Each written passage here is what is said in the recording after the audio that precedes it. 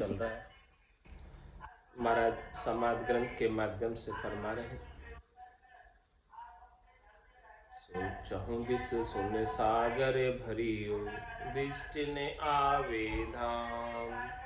हंसा को सुखी राम कहे, अवसर आयो राम। जे वहाँ पहुँचा मोक्ष को, मिलिया 10वें द्वार। अब सासु सुखी राम कहे, मेरे नहीं बिगार। महाराज फरमाने के जब आप मोक्ष में पहुंचे तो 10वें द्वार से होकर गए, और जो 10वें द्वार से होकर जाते हैं वही परम मोक्ष में जाते हैं। 9 दरवाजों से जो जाता है वो मोक्ष में नहीं जाता है, और 9 दरवाजों से ही जो जाता आता रहता है वो जमराज के पास अपना हिसाब किताब पाप पुण्य का चुकाने के लिए जाता है। लेकिन सारा पाप पुण्य का खत यहीं फाट कर, यहीं समाप्त करके, भजन की अग्नि में जलाकर, जो 10वें द्वार को खोलकर परम पद की प्राप्ति कर लेता है, तो महाराज फिर कोई सांसा नहीं, फिर कोई दुख नहीं, फिर कोई त्रास नहीं है वापस जन्मने और मरने का। विधि होनी सो ही लिख्यो, ते सो हो आण। हम न्यारी सुख राम कहे, कीवी जागे बखान। विधि होनी सोई लिख्यो, विध होणो सो ही लिख्यो, तेसो हुआ। जैसा होना था, महाराज फरमा रहे हैं कि हमारे लिए जैसा प्रारब्ध था, हमारे लिए जैसा भाग्य था, जैसा लिखा हुआ था, वैसा ही हुआ, और हमें परम पद प्राप्त हुआ। तो हमने नई जगह देखी और नई जगह का बखान किया। हम न्यारी सुखराम के कीवी जाग बखान। चौथा पद एकदम नई जगह है, जो त्रिलोकी में देखने को प्राप्त नहीं होती है, और हर कोई जा भी नहीं सकता उस पद में। जिसके ऊपर सदगुरु की दया कृपा मेहर हो जावे वही जा सके, क्योंकि वो निज नाम तो मुख पर नहीं आता। हे भूप निज नाम मुख माय नहीं आवे, ज्ञान गम सोजा गत नाय पावे। तत्व रूपी गुरु की दिल मेर भाई, निज नाम जागे सिस्तन न माई।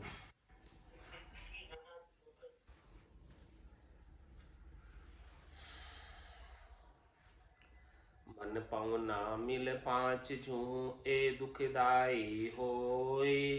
हम छाड़िया सुखी राम कहे, त्रिकुटी के घर जोई। महाराज फरमाने कि ये मन और ये इंद्रिया 5 शब्द रूप रस गंध स्पर्श का भोग करती है। 5 ज्ञानेंद्रिया और 5 कर्मेंद्रिया श्वासों के संग मिलकर।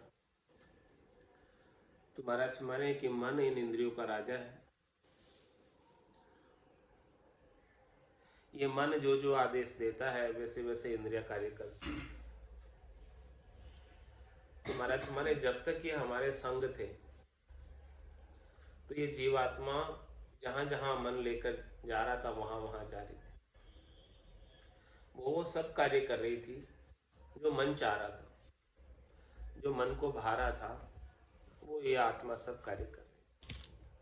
तो महाराज हमारे हमने मन को, पवनों को और इन इंद्रियों को 5 को त्रिकुटी के घर में ही छोड़ दिया, और हम आगे निकल गए, ये यहीं रह गए। मन पाँव ना मिल 5 जूं, ए दुखदाई होय। हम छाड़िया सुख राम कहे, त्रिकुटी के घर जो। ये सब जो माया और ब्रह्म की संधि है त्रिकुटी, ये सब चीजें वहीं रह गई, और हम आगे आत्मचेतन आगे निकल गया इन सब से, इनकी आसक्ति को छोड़कर, इनसे उपराम होकर, इनसे ऊपर उठकर आत्मचेतन ने परम पद का आनंद प्राप्त किया अपने निरंजन निराकार पद में। कैसे कैसे छोड़े वो महाराज बता रहे हैं इनका सुख। ओहूं सोहूं छाड़िया, चंद सूर गरआण। हम की वे सुखी राम कहे, न्यारी तत् पिछाण। हमने चंद्र नाड़ी देखी, सूर्य नाड़ी देखी, ईड़ा नाड़ी चंद्र नाड़ी है, पिंगला नाड़ी नाड़ी सूर्य नाड़ी है। इन दोनों नाड़ियों से सुख को हमने छोड़कर अलग से तत्व का, अलग से निज नाम का, इनसे ऊपर जो निज नाम है, जो इनसे अलग है, चंद्र नाड़ी से भी अलग है, सूर्य नाड़ी से भी अलग है, ऐसे सत्शब्द का पिछाण किया, ऐसे सत्शब्द का आनंद लिया, तो पहू सहू छाड़िया। हमने सांस और उसास को भी, उससे भी सुख लेने की इच्छा को छोड़ा। ये कब छूटा? कि जब ऐसे न्यारे तत्व की, न्यारे सत्शब्द की पहचान। बिना न्यारे सत्शब्द के तो सांस और उसास के अंदर ही वाणी के आधार से, चार वाणियों के आधार से किए जाने वाले सुमरण का आनंद ले रहे थे, सुख ले रहे थे। लेकिन जब जिसमें चारों वाणियों का काम नहीं, जिसमें श्वासों का काम नहीं, श्वासा बिना पवन बिन पीवन, जहाँ मन निजमन ना है, सूरत निरत नहीं चित चेतन वस्तु अमूलक। ऐसे अमूलक वस्तु को हमने देखा, ऐसे अमूलक वस्तु का हमने आनंद लिया जो श्वासों के बिना है। श्वासा बिना पवन बिन पीवन, जहाँ मन निजमन है, जहाँ मन का भी काम नहीं, निजमन का भी काम नहीं, सूरत का भी काम नहीं, निरत का भी काम नहीं, कोई भी नहीं रही, फिर भी वो सत्शब्द का आनंद आत्मचेतन अपने निरंजन निराकार पद में प्राप्त कर, ऐसी अमूलक वस्तु को हमने प्राप्त की। तो ओहू सोहू छांडिया चंद सूर गरआण, हम की भी सुखे राम कहे, न्यारी तत्व पिछाण। श्वासों से अलग जो तत्व है, श्वासों की गौर से अलग जो ध्वन्यात्मक शब्द की गौर है, जो श्वासों से सुमरण नहीं कर रहे फिर भी वो ध्वनि आ रही है, ऐसे ध्वन्यात्मक शब्द की पहचान की, ऐसे ध्वन्यात्मक शब्द का आनंद ली। क्योंकि मुख सिमरण पहुँचे नहीं, श्वासा सके न जाए, वा बारे सुख राम कहे, कौ कुण खोले आए। नौ तत्लिंग शरीर भी ए भी उल्ली बार, हम देखा सब सारा, बारी खोल किमाड़। तो हमने ये नौ तत्लिंग शरीर को भी नीचे ही छोड़ दिया, पांच प्राण और मन बुद्धि चित्त अहंकार, इन सबको भी नीचे ही छोड़कर ऊपर बारी में धसे, जहां पर श्वासों की पहुंच नहीं, जहां पर मुख सिमरन नहीं पहुंचता है, उस देश की प्राप्ति की। तो ओहू सोहू छांडिया चंद सूर्य गरआण, हम की भी सुख राम कहे, न्यारी तत् पिछाण। भंवर गुफा में मन थक्यो, पवन पाछू आण, हम छाड़िया सुख राम कहे, जू कण छाड़े पान। कैसे छोड़ा है महाराज? भंवर गुफा में मन थक्यो, मन कहाँ जाकर थका, मन की पहुंच कहाँ तक हो गई? भंवर गुफा तक मन चला गया। भंवर गुफा तक जाकर मन ने सुख लिया, फिर वहां जाकर मन की गति स्थिर हो गई, अब मन थक गया, अब मन इससे आगे जाने में समर्थ नहीं है, इस आत्मा के संग। पहले तो भंवर गुफा में मन थक्यो, पवन पांचू आण, पांचों ही पवन यानी पांचों ही प्राण, पान अपान उदान व्यान और समान, ये पांचों ही प्राण भी भंवर गुफा में आकर थक गए। अब केवल प्राणों से रहित आत्मचेतन शुद्ध निर्मल रहे। भंवर गुफा में मन थक्यो पवन पाँचू आण। हम छांड्या सुख राम कहे जू कण छाड़े पान। कैसे छोड़ा हमने इनको? जिस प्रकार से किसान गेहूं की खेती करता है और जब गेहूं पक जाता है, कोई भी कण दाना पक जाता है, तो उसके ऊपर जो पत्ता होता है वो सूख कर जड़ जाता है नीचे और वो कण रह जाता है।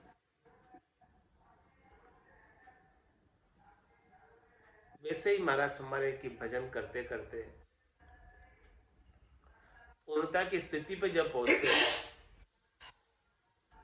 खेती जब पकती है तो वो छिलके को छोड़ देती है और कण रह जाता है।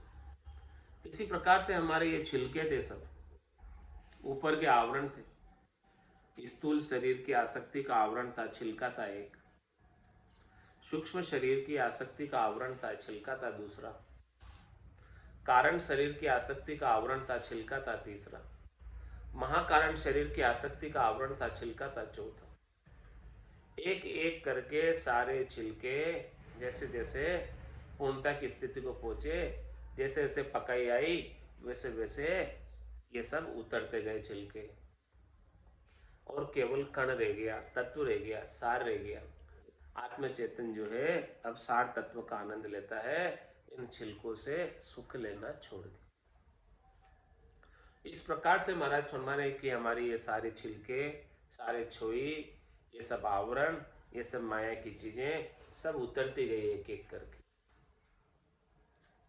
ये सारे वस्त्र जो इस जीवात्मा ने धारण किए हुए थे, इन सब वस्त्रों को उतारती गई और निर्मल निराट होकर परमात्मा से मिल गई। भंवर गुफा में मन थक्यो पवन पाँचों आण। हम छांड्या सुख राम कहे जू कण छाड़े पान।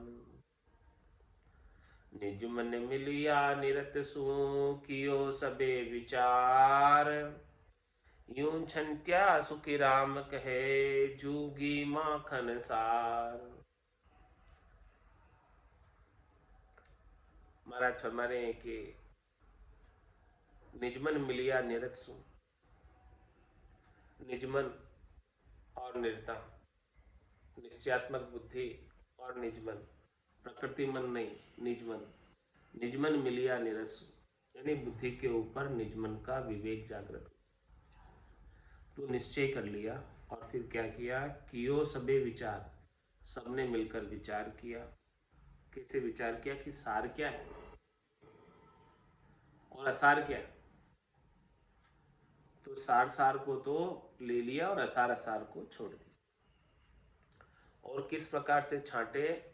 जू छटिया सुखराम के जू घी माखन सार। मक्खन में से जैसे घी निकलता है तो और ज्यादा परिष्कृत रूप हो गया। मक्खन तो दही को भिगोकर पहले ही निकाल लिया था पूरब में। अब जब पश्चिम का कमलों का छेदन कर रहे हैं, त्रिकुटी के अंदर है, तब यहाँ पर मक्खन में से भी घी निकाल दी। मक्खन में भी जो माया का भेल था, छाछ का रेवा था, वो छाछ के रेवे को, गोरस के रेवे को मिटा दी। अब तो शुद्ध परमल घी हो गया।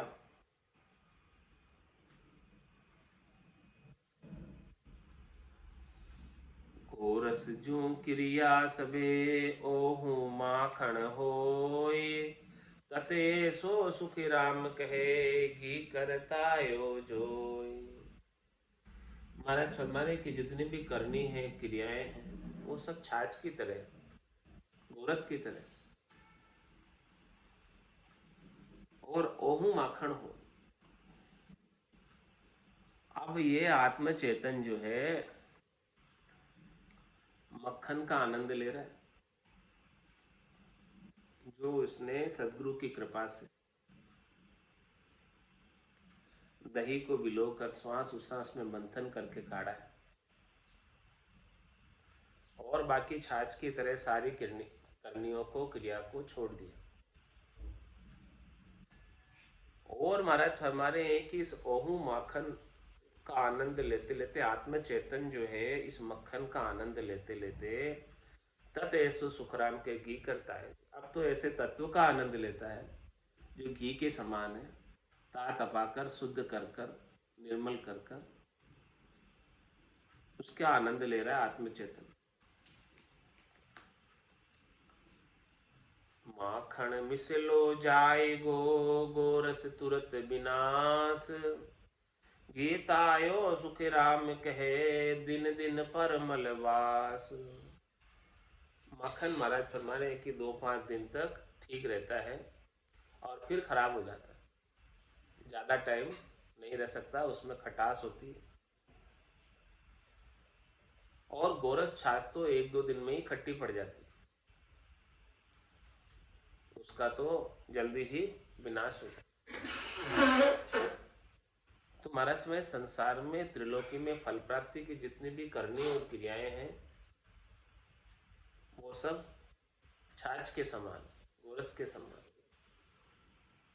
क्षणिक के नाशवान है, थोड़ी देर में नाश को प्राप्त होता है। सुख मिलता है तो क्षणिक सुख मिलता है, थोड़ी देर का सुख मिलता है। और किसी ने जो है दही को भिगोकर छाछ अलग कर दी और तत्व उसमें से मक्खन निकाल दिया, लेकिन मक्खन में भी माया का भेड़ है अभी। तो जब तक माया का भेड़ है, छाछ का रेवा है, तब तक मक्खन भी खराब हो जाता है। अब उसको भी तपाकर घी बनाना पड़ता है। गीतायो सुखी राम कहे दिन दिन पर मलबा, जिसमें छाछ का रेवा बिल्कुल नहीं रहे, माया का भेड़ नहीं रहे, शरीर संसार से सुख की इच्छा लेश मात्र भी नहीं रही। जब तक शरीर से, संसार से, इंद्रियों से, वस्तुओं से सुख प्राप्ति की इच्छा रहती है तो समझो कि वो मक्खन है। और जिस दिन ये सारी इच्छाएं पूर्ण हो जाएगी, कोई बाकी नहीं रहेगी, उस दिन वो शुद्ध घी हो जाएगा। फिर उसकी खराब होने की संभावना खत्म हो जाएगी। फिर तो उसकी सुगंधित खुशबू, आनंद और ज्यादा से ज्यादा बढ़ेगा, दिन दिन बढ़ेगा।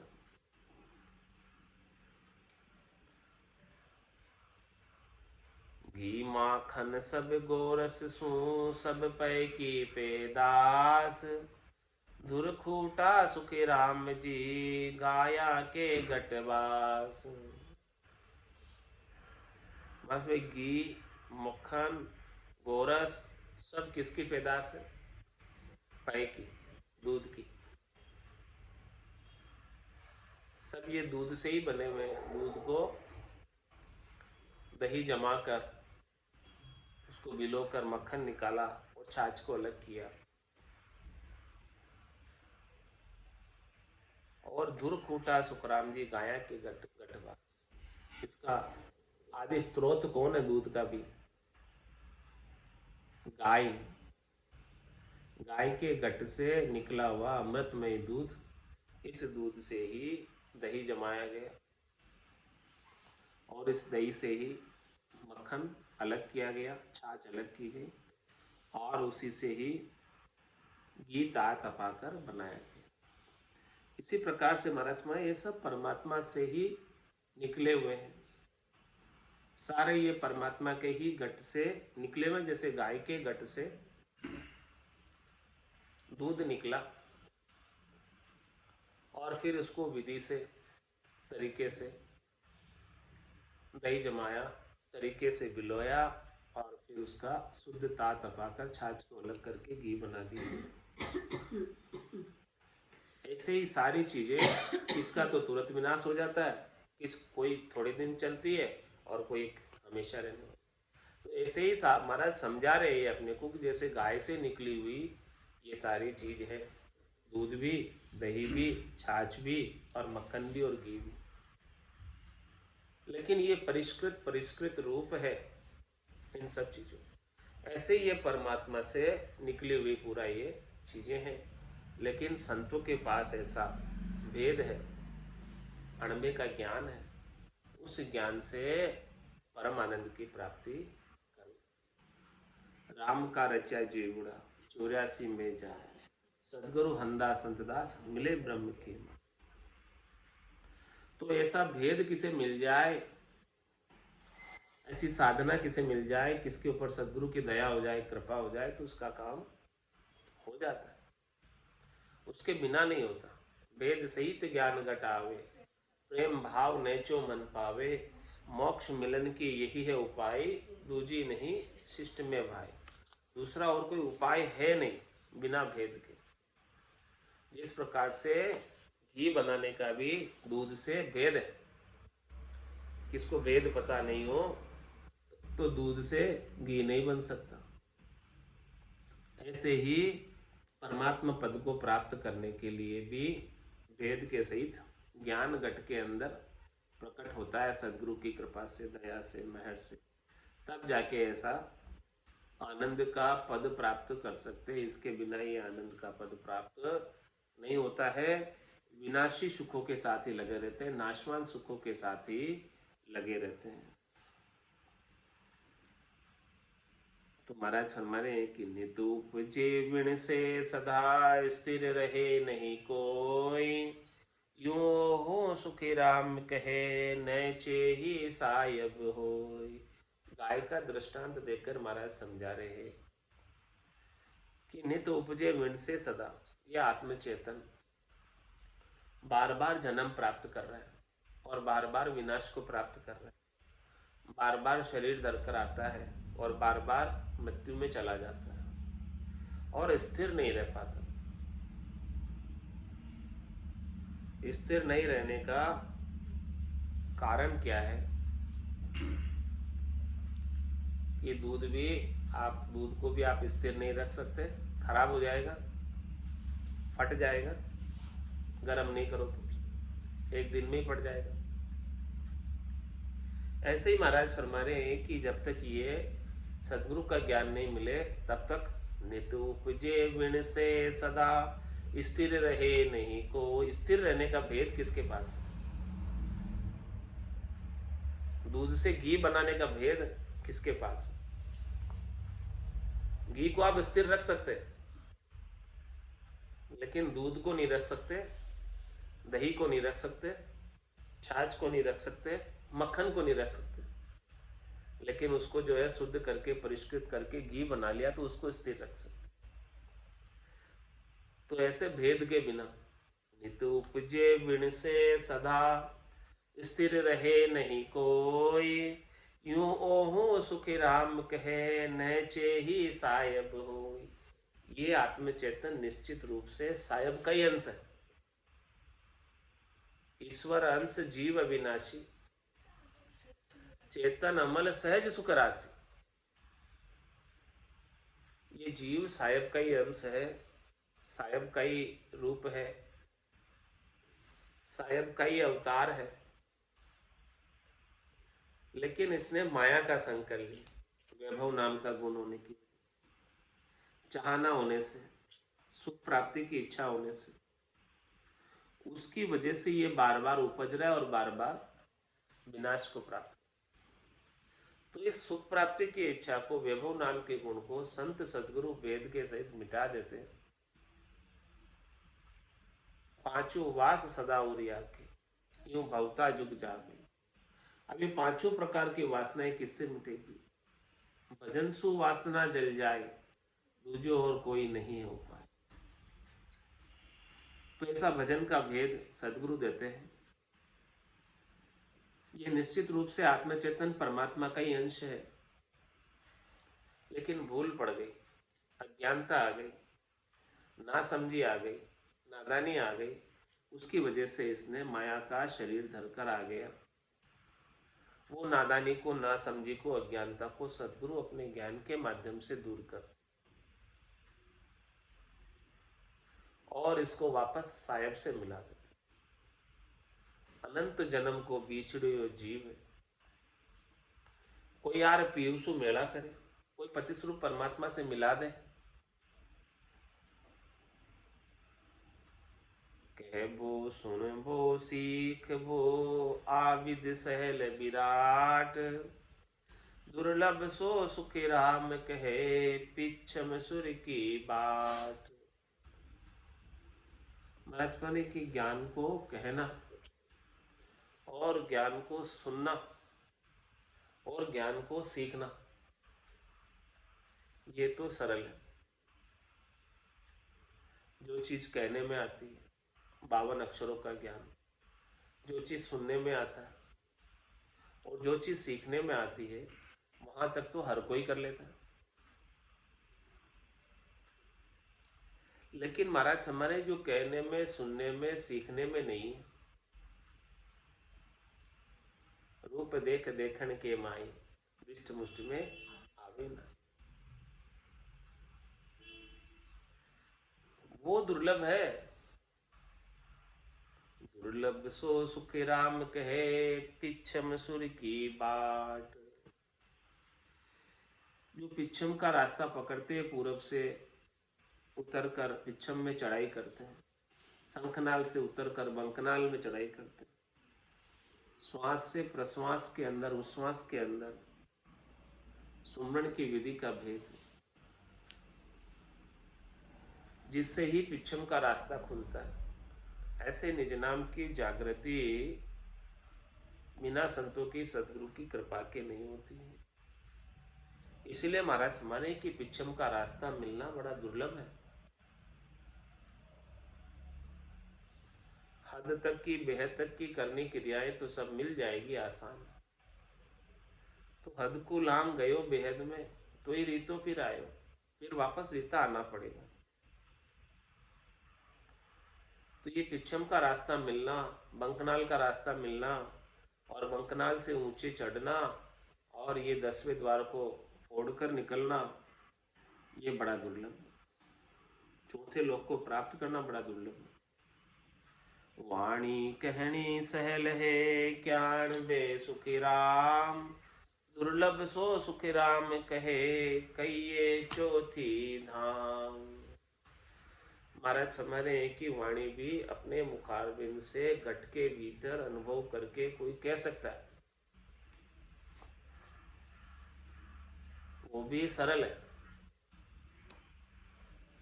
जिसके घट के भीतर सरस्वती विराजमान हो जाती है, तो वो उसके प्रस्फुरण होता है और प्रस्फुरण होने से मुखारबिंद से वाणी बोलने लग जाता है, कथने लग जाता है, उच्चारण करने लगता है। तो महाराज हमारे वो भी आसान है, वो भी मुश्किल नहीं है काम। 52 अक्षरों के ज्ञान को सुनना, सीखना, कहना भी आसान है। वाणी कहनी सरल है, ज्ञान बे सुखी राम। लेकिन महाराज हमारे दुर्लभ क्या है? दुर्लभ सो सुखी राम कहे, कहिए चौथी धाम। ऐसे चौथे धाम को प्राप्त करना निर्मल निराट होकर, सभी आसक्तियों को छोड़कर, सभी चाहना, वासना, इच्छा को छोड़कर, माया का बिल्कुल विवाह समाप्त करके, वैभव नाम के गुण को समाप्त करके पूर्ण पद में जाना, चौथे पद में जाना, उसके लिए संतो चौथे पद नहीं जावे, चौथे पद नहीं जावे, राम मुनि का राजा महाराजा वही उमराव कहा। तो महाराज में चौथे पद में जाना मुश्किल है, बाकी सब चीजें सरल है। और जब तक चौथे पद में नहीं जाओगे, 3 लोक में रहोगे, तो 3 लोक भवन चतुर्दश एक काल को ग्रासा, सदगुरु मेहर बिना नहीं छूटे, जन्म मरण भव त्रासा। तो साख शब्द सहल है, अणवे करे उचार, भेद अर्था सुख राम कहे, बिरला जानन हार। महाराज माने की साखी बोल देंगे, शब्द बोल देंगे और उनको जो अनुभव हो रहा है उसका उच्चारण करके बता देंगे, लेकिन महाराज फरमाने भेद अर्था सुखराम के बिरला जाननहार। ये जो भेद है, रहस्य है, इस भेद के अर्थ को, इस चौथे पद के भेद को, इस चौथे पद के आनंद को कोई बिरले ही ले पाते, बिरले ही जान पाते, सब नहीं ले पाते।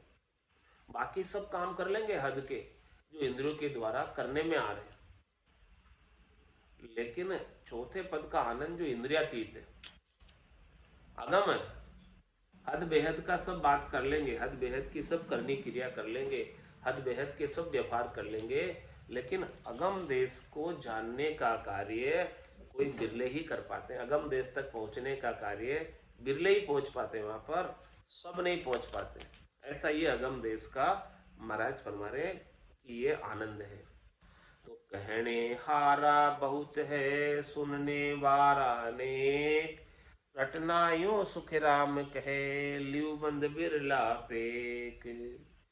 मतलब ज्ञान को कहने वाले, 52 अक्षरों के ज्ञान को कहने वाले बहुत है, और 52 अक्षरों के अंदर बोलकर सुनाए जाने वाले ज्ञान को सुनने वाले भी बहुत है।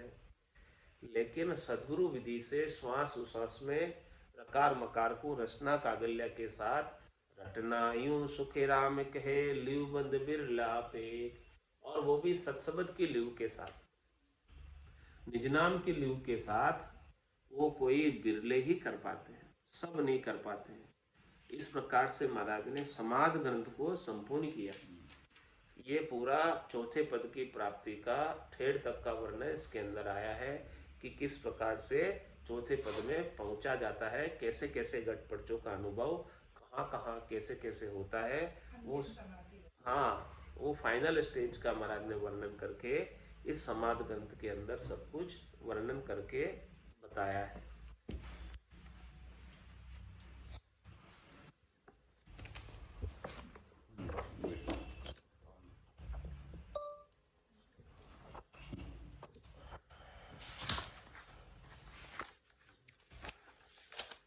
संतों चौथे पद नहीं जावे, वो संतों चौथे पद नहीं जावे, राम उन्हीं का राजा महाराजा, वे ही उमरावे कहावे, राम उन्हीं का राजा महाराजा, वे ही उमरावे कहावे, वो संतों चौथे पद नहीं जावे, वो संतों चौथे पद नहीं जावे।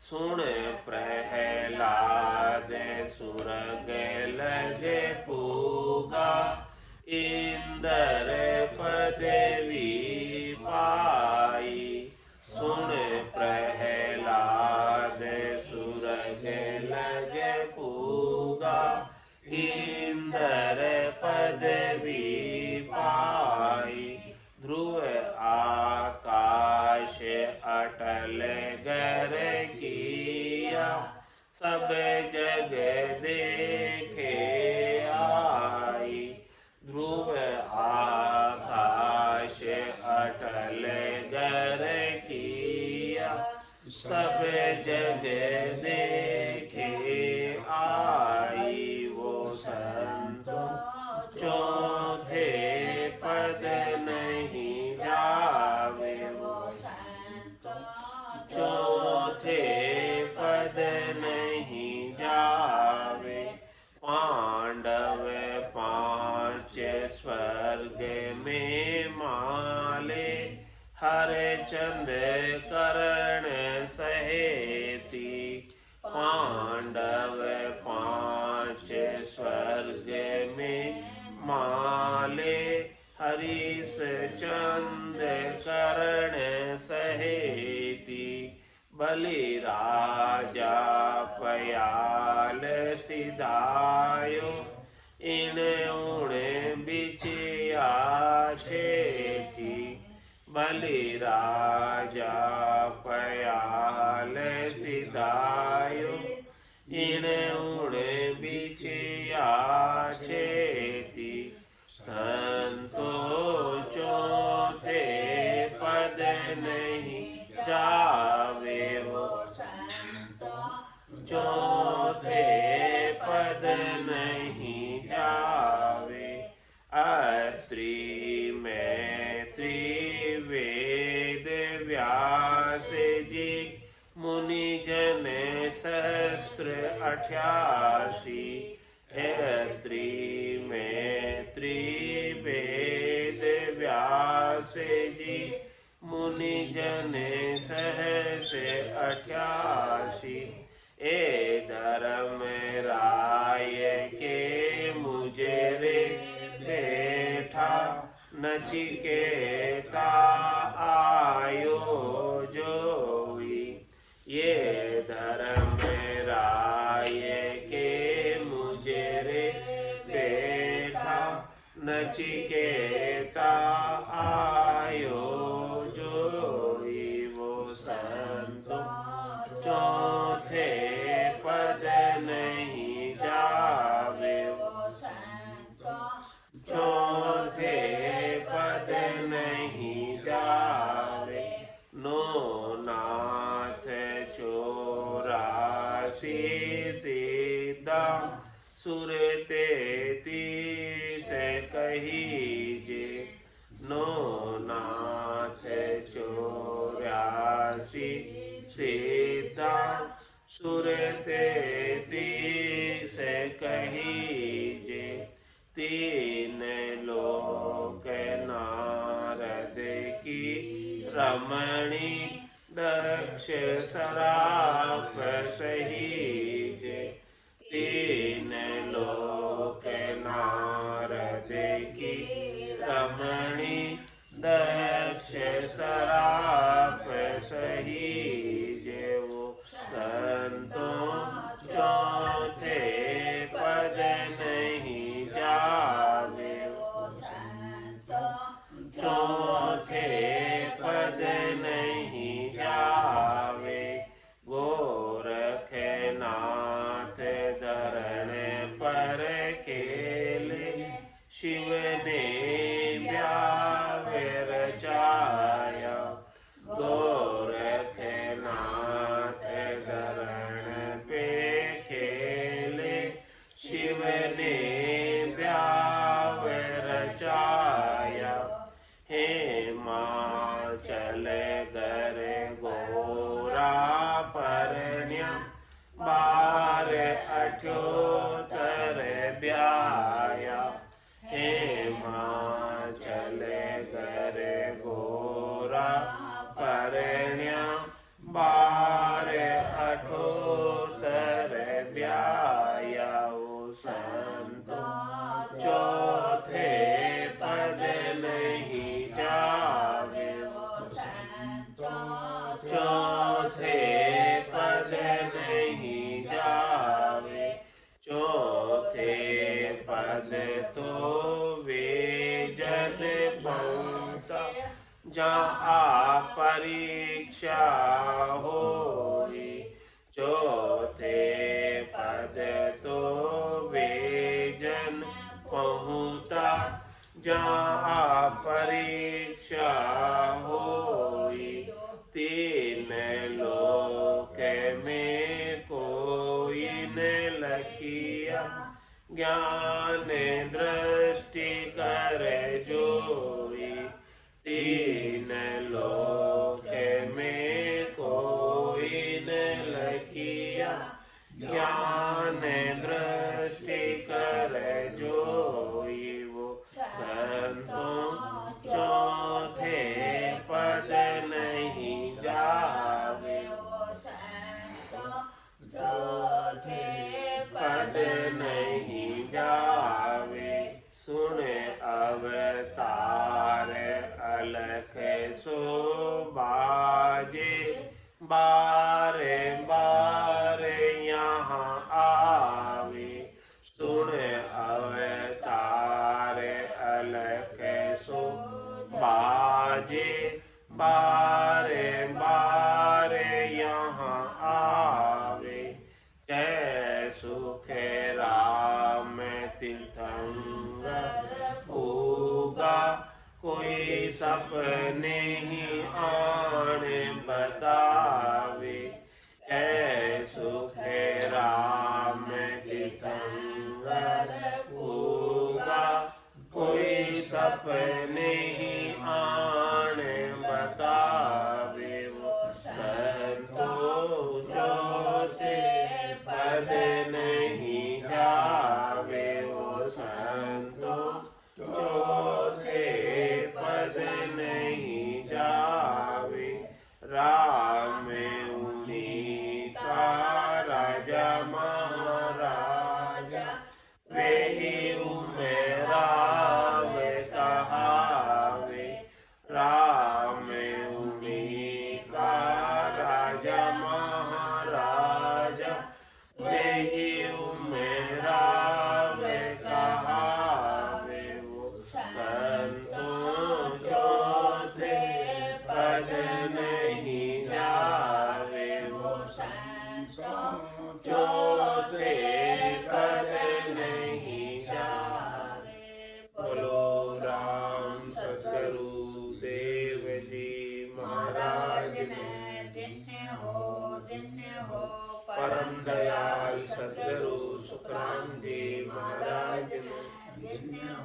जिन्ने हो अनंत श्री सद्गुरु सुखराम जी महाराज के ज्ञान सतस्वरूप भगवान ने जिन्ने हो केवली भगवंता ने जिन्ने हो जीवा तारण जहाज ने जिन्ने हो मोक्ष के मालिका ने जिन्ने हो अनंत कोटि संताने जिन्ने हो राम सभा में राम राम राम राम सा राम राम सा राम राम सा।